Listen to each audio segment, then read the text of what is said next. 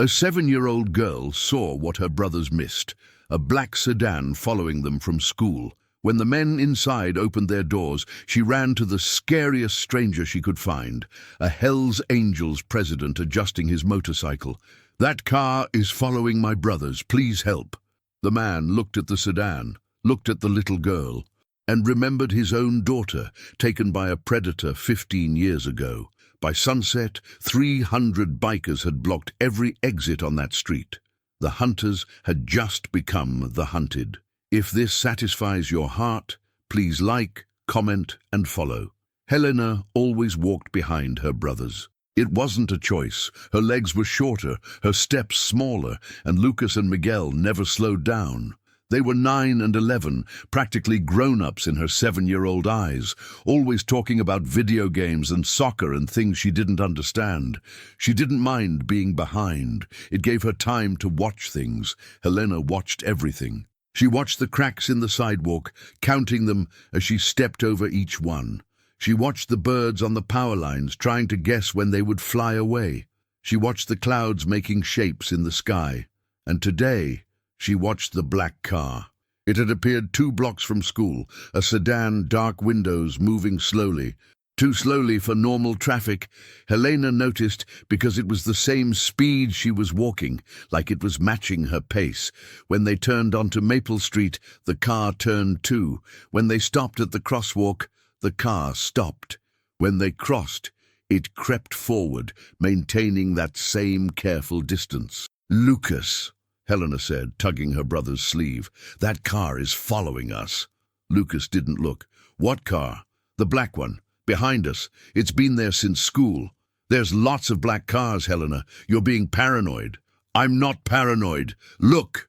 Lucas finally glanced back. The sedan had stopped half a block away, idling.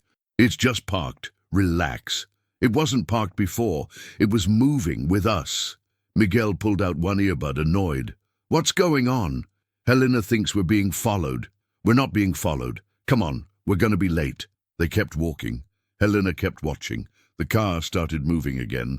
3 blocks from home, everything changed. Helena saw it first, the driver's door opening, a man stepping out, tall, thin, wearing a baseball cap pulled low. Then the passenger door, another man, bigger, moving with purpose. Both of them looking directly at Miguel. "Lucas!" Her scream made both brothers turn. They saw the men, saw the car, saw the danger that Helena had been trying to warn them about for 6 blocks. "Run!" Miguel grabbed Lucas's arm. "Run! Now!" They ran, but Helena's legs were too short. She was already behind, and running made it worse. The gap between her and her brothers grew wider with every step. She looked back. The men were following. Not running, walking fast, like they knew they would catch up eventually, like they had done this before. Helena's lungs burned. Her legs screamed. She couldn't keep up, couldn't. She saw the motorcycle. It was parked on the corner, chrome gleaming in the afternoon sun, a massive Harley with a rider standing beside it, adjusting the side mirror. He was huge. Leather vest, tattoos, a beard that made him look like a Viking. He was the scariest person Helena had ever seen. He was also the closest adult. Helena made a decision. She veered off the sidewalk and ran straight toward him, her small hand grabbing his before he even knew she was there. "Please," she gasped. "That car, those men, they're following my brothers. They're going to take them. Please help us." Duke, Reaper, Castellano had been having a quiet afternoon. Fix the mirror, clear his head, avoid thinking about the anniversary coming up next week. 15 years since Emma, 15 years since his world collapsed. Then a tiny hand grabbed his, and a little girl with wild eyes begged him to save her brothers. Duke looked up. 2 men halfway down the block, moving fast. 2 boys ahead of them, running but losing ground. The sedan idling at the curb, engine still running, ready for a quick getaway. He had seen this before, not exactly, but close enough. The hunting pattern, the coordination, the way they moved like a team. These weren't random creeps, these were professionals. "Where are your brothers?" Duke asked, his voice sharper than he intended. "There, the 2 running. Miguel has the blue backpack." Duke spotted them. The older one was pulling the younger one along, but they were slowing down, panicking, making mistakes. The men were closing the gap. Duke made a decision. "Stay behind me, don't move." He stepped into the street. The two men saw him immediately, saw the vest, the patches, the size of him blocking their path. They stopped. "Problem?" Duke called out, his voice carrying across the distance. The men exchanged glances. The bigger one, clearly the muscle, took a step forward. "No problem. Just looking for directions." "Directions to where?" "Bus station." "Bus station's that way." Duke pointed in the opposite direction of the children. 3 miles, hard to miss."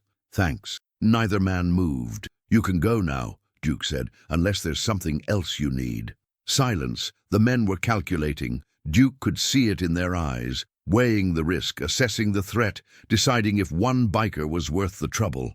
Then Duke's phone buzzed. He answered without looking away from the men. "Duke, talk to me." "Got a situation. Corner of Maple and 3rd. 2 males, possible child predators. Black sedan, plate number." He squinted at the car. "Nevada plates, Adam Charlie Victor 773.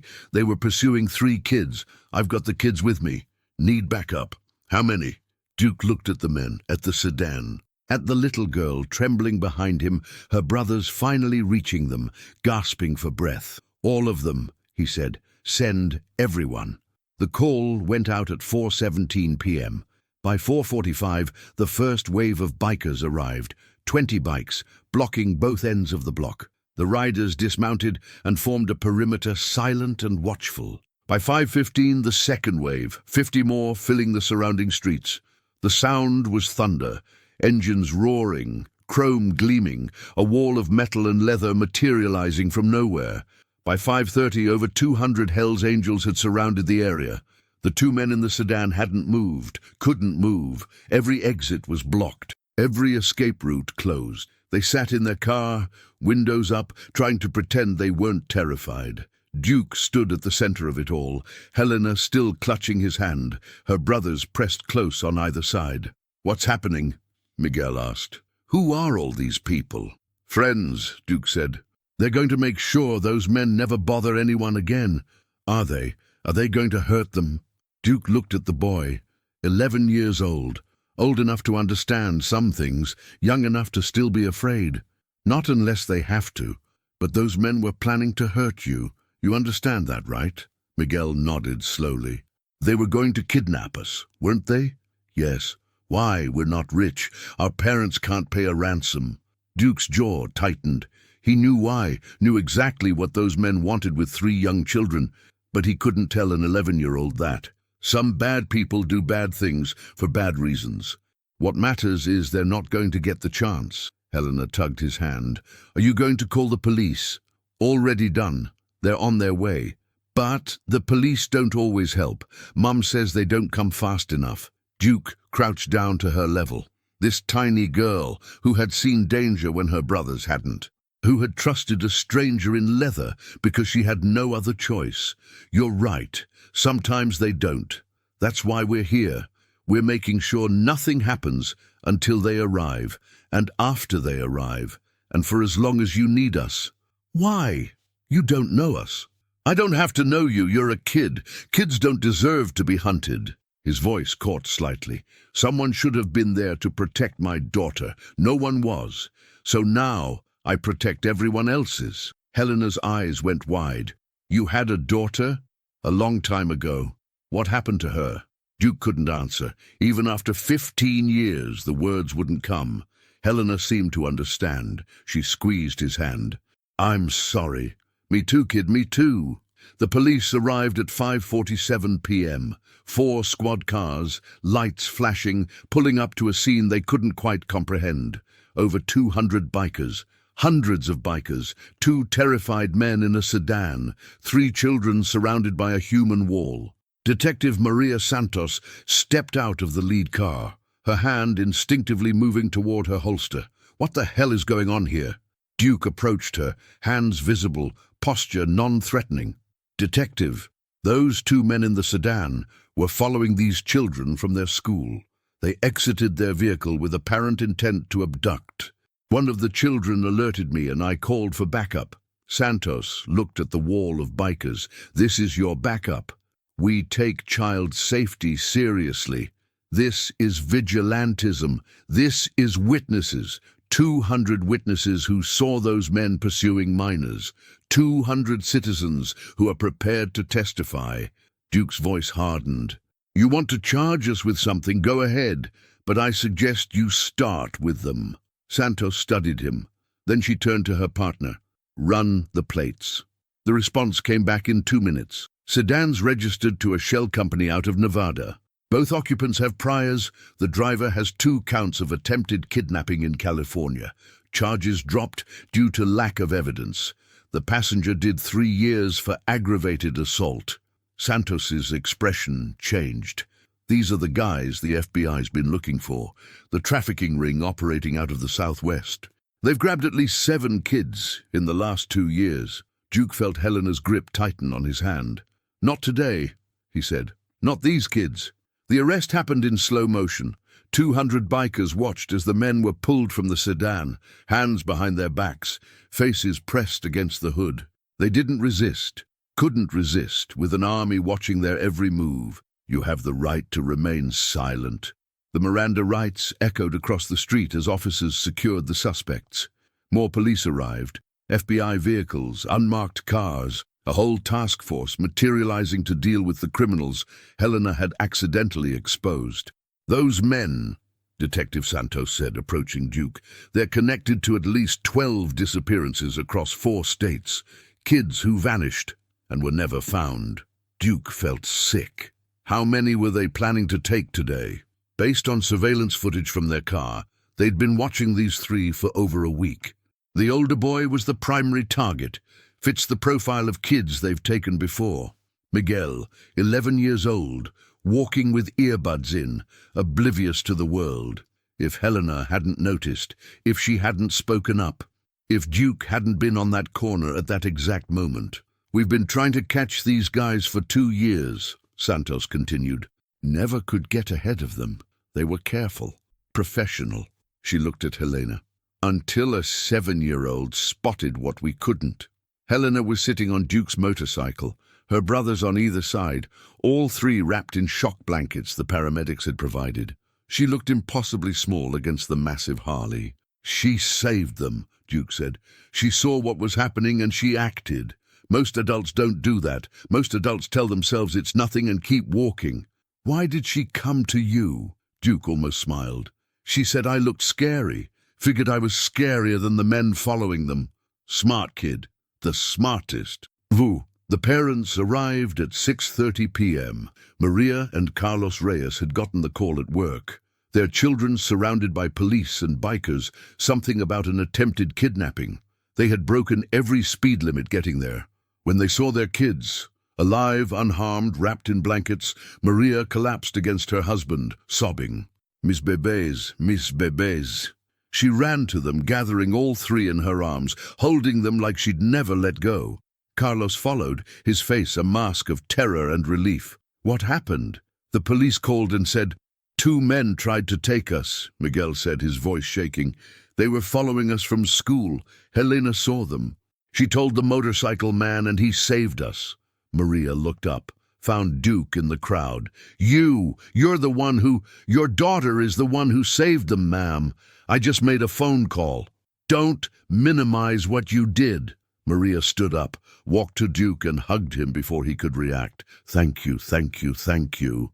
Duke stood frozen.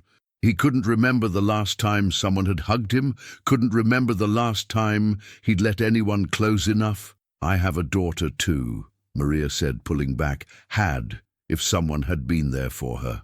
She couldn't finish. Duke understood more than she knew. Tonight, someone was there. That's what matters. Helena appeared at his side, slipping her hand into his like it was the most natural thing in the world. Are you going to leave now? She asked. Soon. The police have things under control. But I don't want you to go. Her voice was small. What if there are more bad men? Duke crouched down again. This little girl who had trusted him without reason, who had seen danger and run toward help instead of away. There might be more bad men, But now you know what to do. You watch, you pay attention, and when you see something wrong, you find someone who can help." He squeezed her hand. "You're braver than you know, Helena. Don't ever forget that." "Will I see you again?" Duke looked at her parents, at the question in their eyes. "If your mom and dad say it's okay, yeah, I think you will." Maria nodded, tears still streaming. "You're welcome in our home any time, all of you." She looked at the 200 bikers still surrounding the street. "All of you saved my children today. I don't know how to repay that." Duke stood up. "There's nothing to repay. We protect kids. That's what we do." He looked at Helena one more time, especially the brave ones. He mounted his bike. Around him, 200 engines roared to life. But before they left, before the thunder of bikers filled the evening air, Duke made one more call. "This family, the Reyes family, they're under our protection now, permanent. Anyone threatens them, anyone even looks at them wrong, we respond. Understood?" "Understood." Duke nodded at Helena. "See you soon, kid." Then 300 Hell's Angels rode into the sunset, leaving behind 3 children who would never feel unsafe again. And one little girl who had learned that sometimes the scariest people are the ones who save you. The investigation exploded overnight. The 2 men, Victor Marsh and Dennis Cole, broke within hours of interrogation. Facing federal trafficking charges, they traded information for the possibility of avoiding death row. What they revealed horrified everyone. A network spanning 6 states, 37 children taken over 5 years, buyers who paid hundreds of thousands of dollars for specific requests, safe houses, transport routes, corrupt officials who looked the other way. Helena, Lucas, and Miguel had been special orders. A buyer in Nevada had requested siblings, 3 children from the same family, young, healthy, no older than 12. The Reyes kids fit the profile perfectly. They had been watched for 2 weeks, their routines documented, their parents' work schedules memorized. The day of the attempted abduction was supposed to be simple: grab them on the walk home, be across state lines before anyone knew they were missing. It would have worked, if not for a 7-year-old girl who noticed a car moving too slowly. She saved a lot more than her brothers, Detective Santos told the Reyes family the next morning. "The information we got from those 2 is going to dismantle the entire operation. We're already coordinating with FBI offices in 4 states. By the end of the week, we'll have taken down the whole ring." Maria clutched her coffee cup, hands still shaking. "How many children?" "At least 37 that we know of. Some might still be recoverable." "Some." Santos didn't finish. "And if Helena hadn't noticed, your children would have been 38, 39, and 40. The room went silent. Carlos put his arm around his wife. Helena sat between her brothers on the couch, not fully understanding the conversation, but knowing it was serious. "What happens now?" Carlos asked. "The men who tried to take your kids will never see the outside of a prison. The network is being dismantled as we speak. But I have to be honest with you. There may be others who know your children were targeted. Until we've rounded up everyone involved, you should be careful." "Careful how?" "We can't live in fear forever." Santos hesitated. "The Hells Angels offered continued protection. I know that sounds unusual, but they have resources we don't. Eyes in places we can't see. The bikers. You're suggesting we accept help from a motorcycle gang. I'm suggesting you consider all your options. Those men saved your children yesterday. They have a network that spans the entire country, and they've made it clear they consider your family under their protection." Maria and Carlos exchanged looks. 2 days ago, they would have refused immediately. The Hells Angels were criminals, dangerous, everything parents warned their children about. But everything parents warned their children about had saved their children's lives. "We'll think about it," Maria said finally. Duke came by the next day.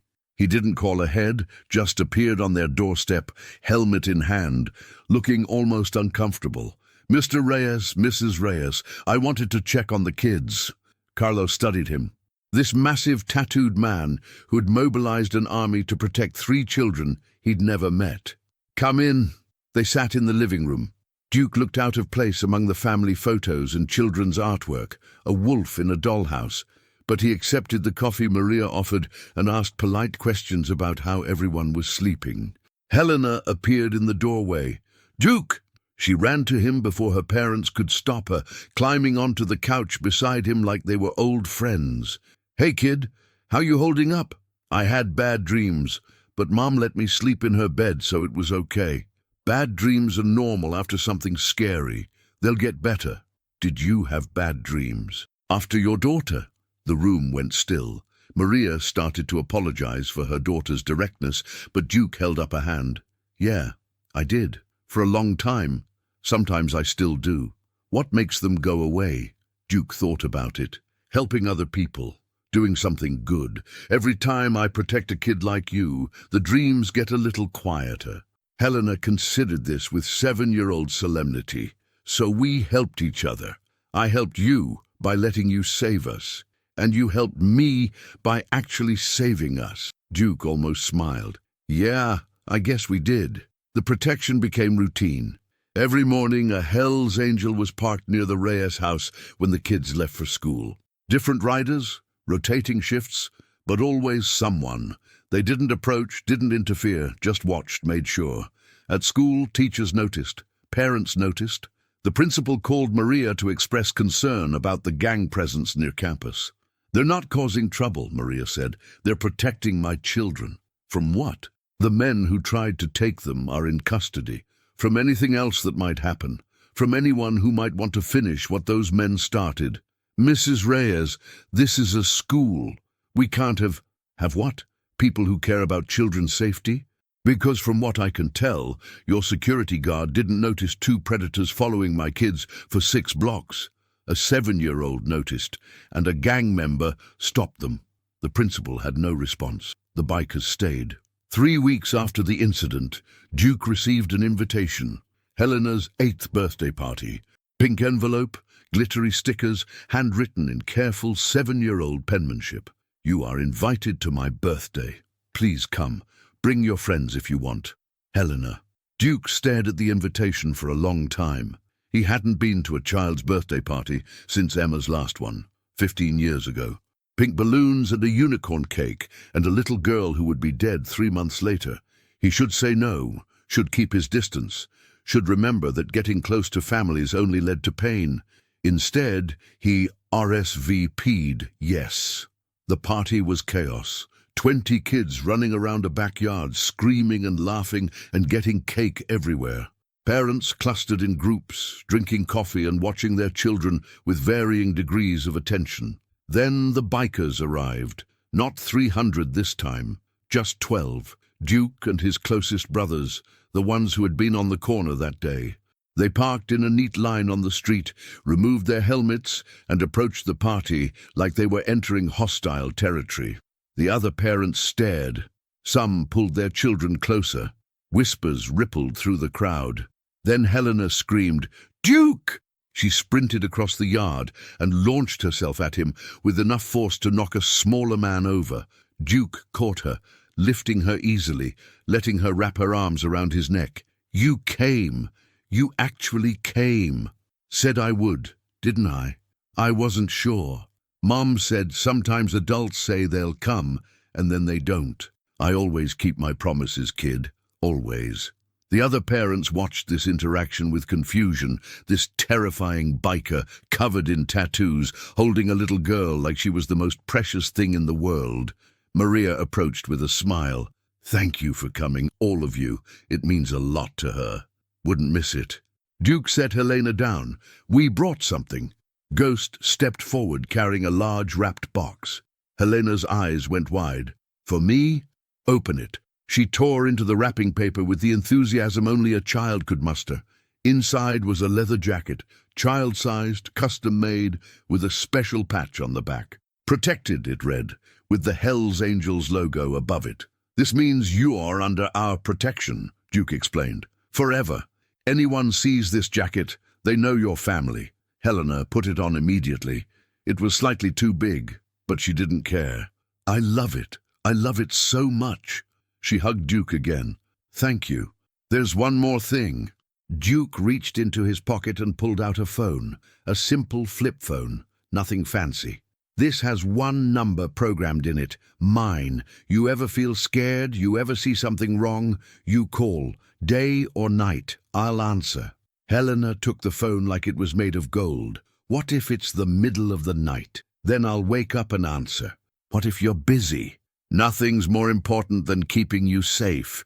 Helena looked at the phone, then at the jacket, then at Duke. You're better than a real dad, she said. Real dads don't always answer. Duke didn't know how to respond to that, so he just hugged her again. This tiny girl, who had somehow cracked open a heart he thought had stopped working 15 years ago. The trafficking ring fell apart over the next 6 months. 23 arrests across 6 states. 14 children recovered, some reunited with families who had given up hope, others placed in foster care because they had nowhere else to go. The FBI credited the Hells Angels publicly, which was unprecedented. A press conference where a federal agent stood next to Duke and called him a crucial partner in bringing these criminals to justice. The story went national. Biker gang saves children, destroys trafficking network. Duke did exactly one interview where he said exactly one thing. A little girl asked for help. We helped, that's all. Helena became something of a celebrity at school. The girl whose observation skills had brought down a criminal empire. Teachers used her as an example in safety presentations. Other kids wanted to hear the story over and over. She didn't let it go to her head. I just noticed the car, she told anyone who asked. Duke did the hard part. But you're the one who spoke up. Most people wouldn't. Then most people are dumb. If you see something scary, you should tell someone. That's just obvious. 7 years old and already wiser than most adults. Duke visited regularly now. Sunday dinners with the Reyes family, birthday parties and school plays and random Tuesday afternoons when Helena called because she saw a suspicious cloud and wanted his opinion. He became Uncle Duke to all 3 kids, a permanent fixture in their lives, the scary biker who turned out to have the biggest heart of anyone they knew. You've changed, Ghost told him one evening at the clubhouse, ever since that little girl. Changed how? You're lighter, less angry. You actually smile sometimes. Duke thought about it. About the darkness that had consumed him for 15 years. About the way it had lifted slowly every time Helena called him or hugged him or looked at him like he was a hero. She reminds me why I'm still here, he said. After Emma, I didn't see the point. Just kept going through the motions. But Helena, she showed me that I could still do something good, still protect someone. You've protected lots of people over the years, but this is different. This is personal. She chose me, ran to me, trusted me with her life and her brother's lives. He shook his head. I can't let her down. I won't. You won't. That's not who you are. Duke hoped that was true. Hoped he could be the man Helena thought he was. Hoped he could finally be something other than a father who had failed to protect his own child. Epilogue. 5 years later, Helena Reyes was 12 years old. She stood in front of her middle school, giving a presentation on community safety. Behind her, a screen showed statistics about child abductions and the importance of awareness. When I was 7, she said, 2 men tried to kidnap me and my brothers. They had been following us for weeks. No one noticed except me. The classroom was silent. I noticed because I was paying attention, because I was walking behind my brothers instead of looking at my phone, because I watched the world instead of ignoring it. She clicked to the next slide. A photo of Duke and her brothers, taken at her 8th birthday party. When I saw those men coming, I ran to a stranger for help. A Hells Angel, the scariest-looking person I could find. And he saved our lives. Murmurs from the audience. People told me later that I was brave. But I wasn't brave. I was scared. Being brave doesn't mean you're not scared. It means you do something even though you're scared. She clicked to her final slide. A quote, see something, say something, do something. And if you see something wrong, don't assume someone else will handle it. Don't tell yourself it's nothing. Don't stay quiet because you're afraid of being wrong. Helena looked at her classmates. Being wrong is embarrassing. Being right and saying nothing is unforgivable. The applause was enthusiastic. After class, Helena checked her phone. A text from Duke. "Heard you did great today. Proud of you, kid." She smiled and typed back, "Learned from the best. Dinner Sunday? Wouldn't miss it." Helena put her phone away and headed to her next class. She was still the girl who walked behind everyone else, still the one who noticed things others missed. But now she knew what to do with what she saw, and she knew that no matter what happened, a family of 300 bikers had her back, because that's what family did. They showed up, they paid attention, and when a 7-year-old girl whispered for help, they answered with 300 bikers and a promise that would last forever. The end.